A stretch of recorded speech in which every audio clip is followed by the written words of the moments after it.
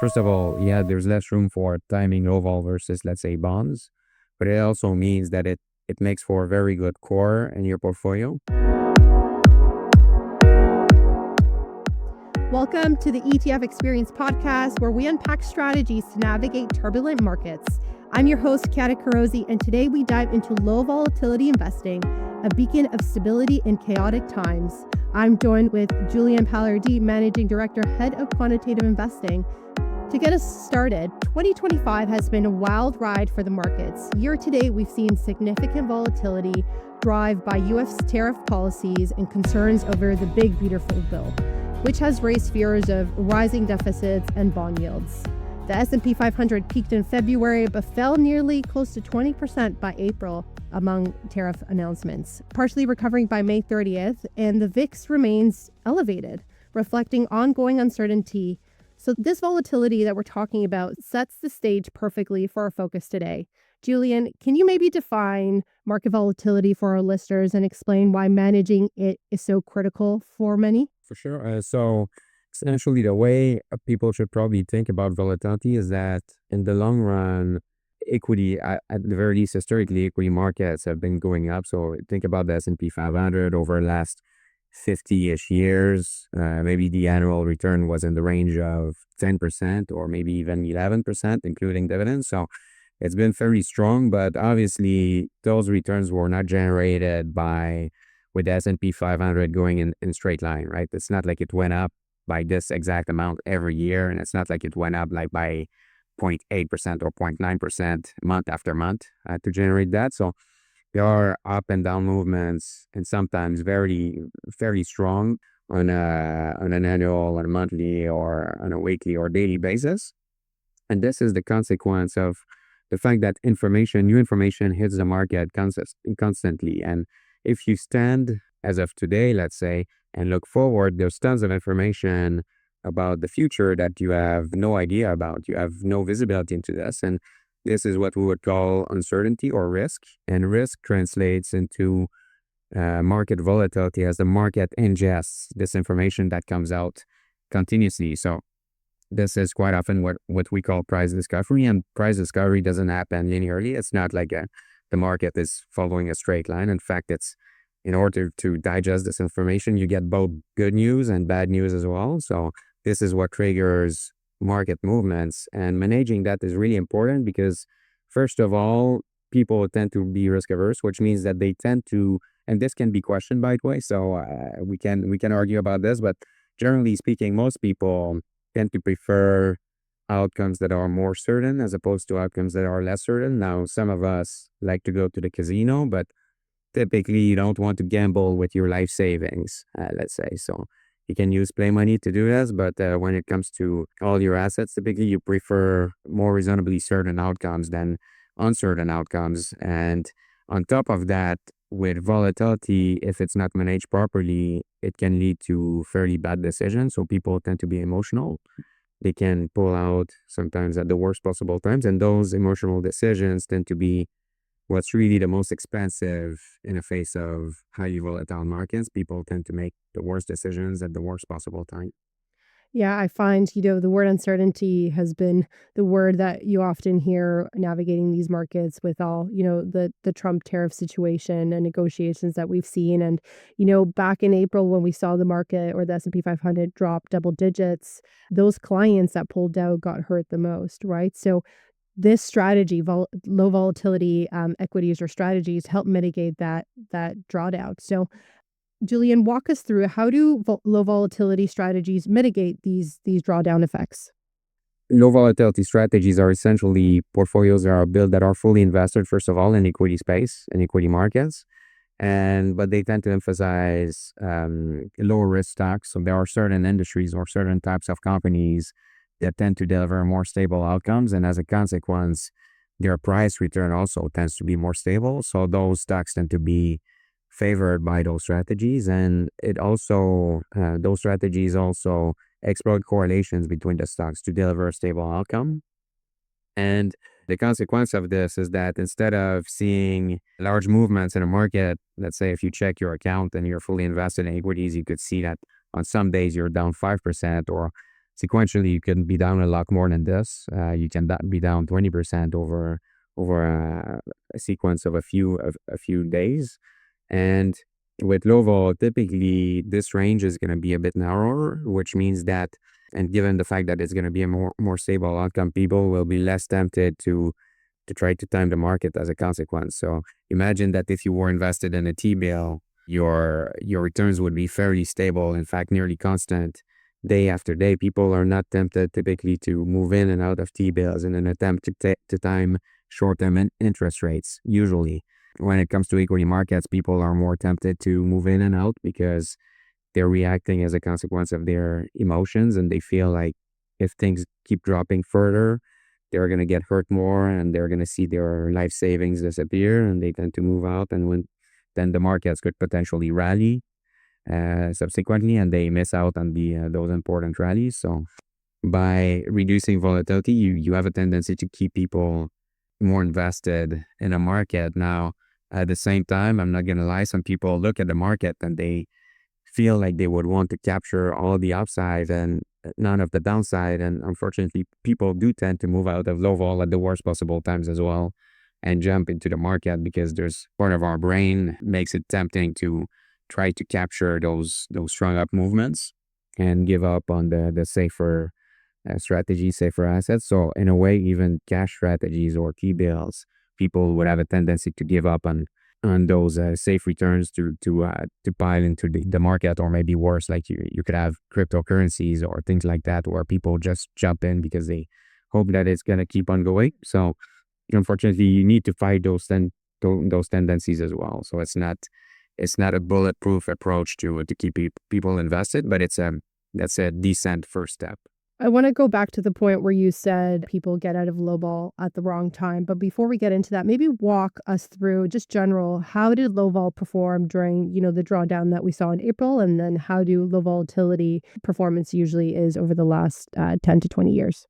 Yeah, what we've seen recently actually is extremely low downside capture. We've seen different days. Some days the downside capture was higher, but generally speaking, the episode that we've seen year to date was one that was essentially partly triggered by a significant amount of the concentration in the markets. Obviously, the markets rallied more recently, but in the first episode, the first drawdown that we've seen, we've seen pretty decent amount of market deconcentration because people were quite risk averse, and as a consequence, they sought diversification in their portfolio. And most of the names that suffered the biggest hit were the largest market caps and the most expensive names and the most volatile names in the market. And as a consequence, low vol did extremely well in that small episode of drawdown, nearly a market crash, I would say. And it's not the first time that we've seen this in the last few years. There's been those episodes, let's say in August of last year, July, August, where there was a drawdown as well. There was the deep seek moment, as we could call it, where the markets crashed, most specifically NVIDIA suffered. Low vol did really well in that period. There was 2022 as well with the increase in inflation and the subsequent increase in interest rates. Low vol did extremely well compared to the rest of the market because it was also an episode of the concentration of the markets. I would say since 2020, in down markets, low vol has done insanely well. Sometimes there were periods where low vol had zero downside capture even. I wouldn't say that people should expect that going forward, but it did happen quite a few times in the last few years, but it comes at less upside capture as well in strong market rallies like what we saw in 2023, 2024. So that's the downside. You give up something to gain this downside protection. And again, the downside protection protects you from making those big emotional changes where, you sell it when you see the market is down, double digits. Maybe walk us through when is a good time to invest in low vol and when would be a good time to exit low vol? It's gonna sound a bit biased and a bit obvious coming from me, but the good time is the right time is always. So it's low vol is probably the best strategic choice that you can make when it comes to investing in equities.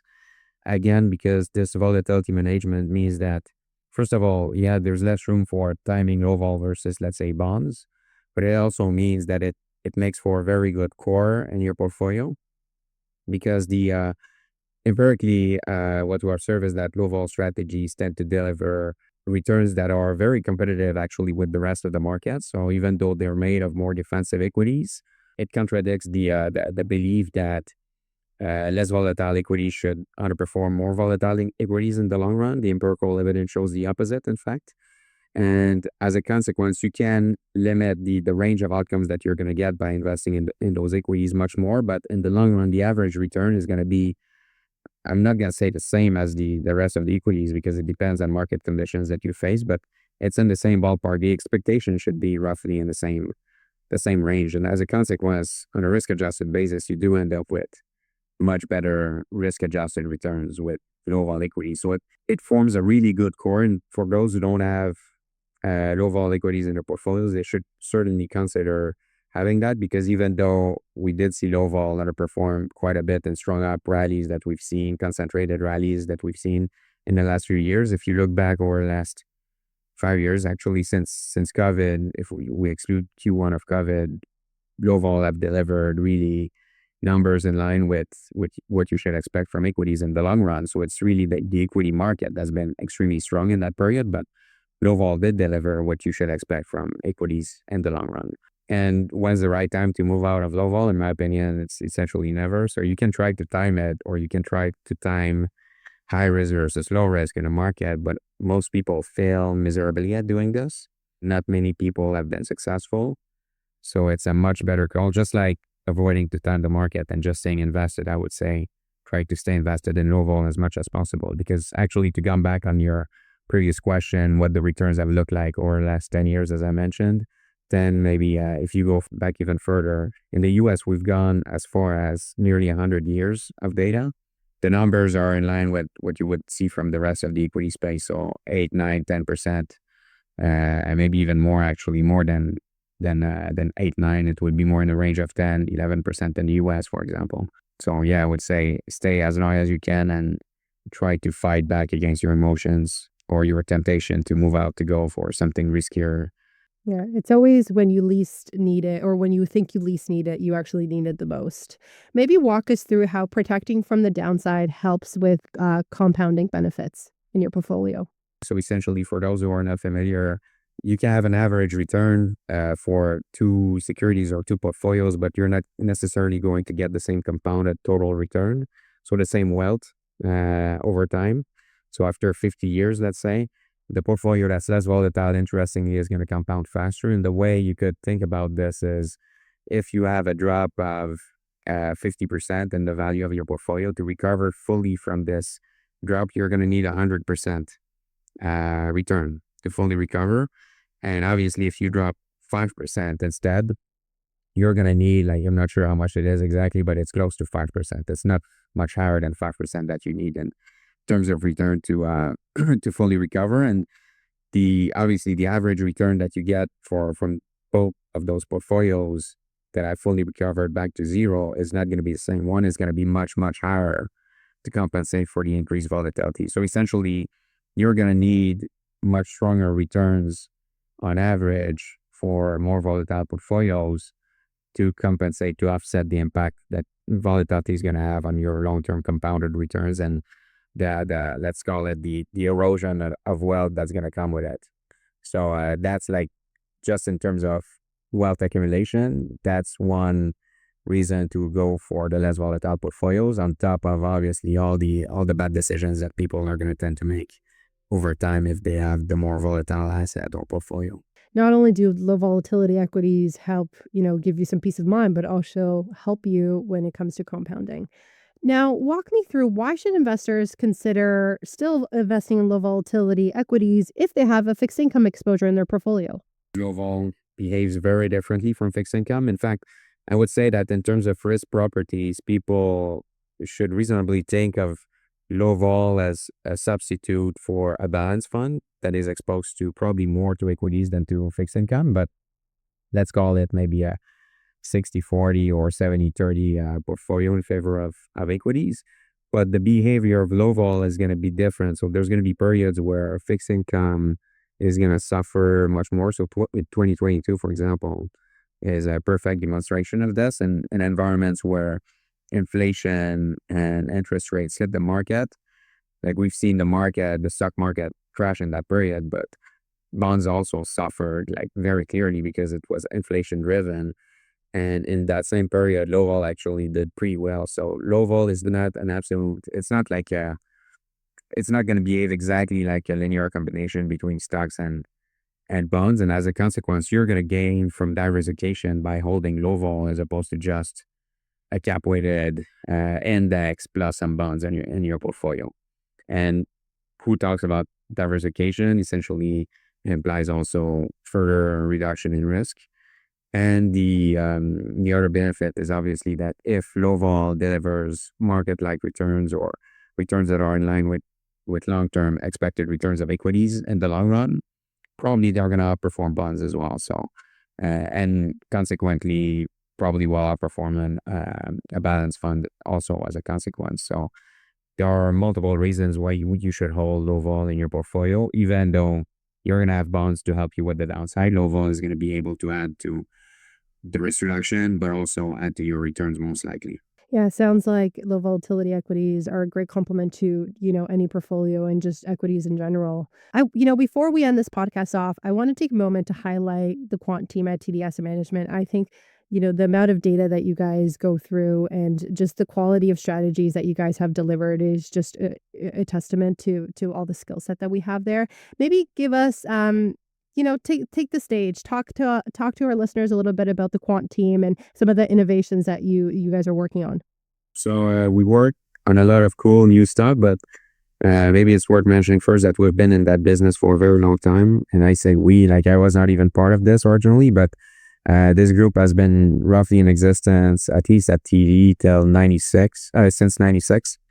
And in fact, it was working before it got acquired. It was working on quant strategies even before that. So we have a long and rich history at building quant strategies, and everything started really with alpha strategies. So even though we're quite well known for our low volatility strategies, we only launched those low vol strategies in 2009. So before that, we had alpha strategies, and those strategies we've been running them for a very long time. So we learned a lot throughout our history on how to build those strategies. We built infrastructure as well to support those strategies. We accumulated data of extremely high quality as well, point-in-time data in various markets, and clean data as well, which is extremely important for quant strategies. And today we have, I would say, two big families of strategies. We have risk-driven strategies, essentially low vol, and alpha strategies. In the retail space, we call them our disciplined alpha funds. And we have also a US small mid-cap strategy, QSM, so where we apply our alpha models.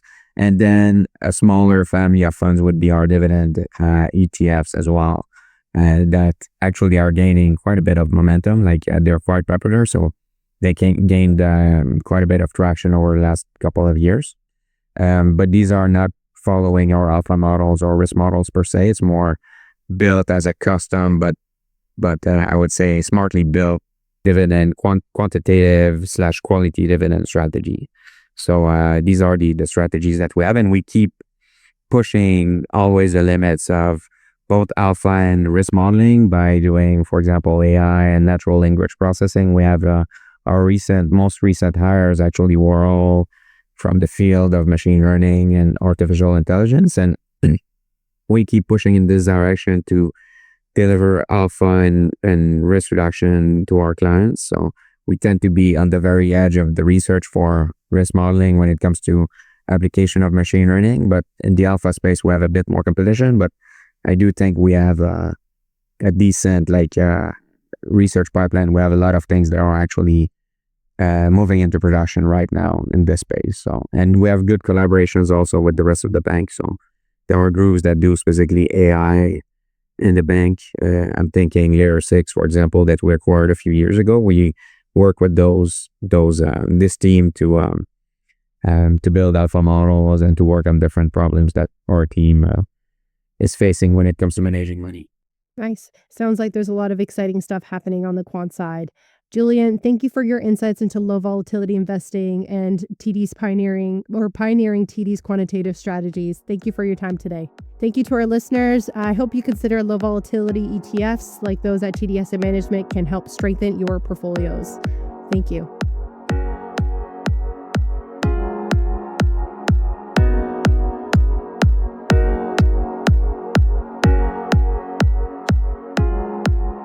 If you enjoyed this episode, be sure to follow us on your favorite podcast platform and share it with friends and colleagues who love staying informed. A big thank you to our team behind the scenes, Marko Vidovic for producing the podcast, Bianca Sampson for keeping the conversation going online, George Subotic for making sure the podcast reaches you, and Anna Bita for crafting the copy that brings it all together. The views and opinions contained herein are those of the participants and do not necessarily reflect the opinions of and are not specifically endorsed by TD Asset Management Inc. or its affiliates. This is for information purposes only and should not be construed as financial, legal, tax, or investment advice. It is not an offer to buy or sell or an endorsement, recommendation, or sponsorship of any entity or security discussed. Commissions, trailing commissions, management fees, and expenses all may be associated with fund investments. Please read the fund facts and prospectus, which contain detailed investment information before investing. Funds are not guaranteed or insured. Their values change frequently and past performance may not be repeated.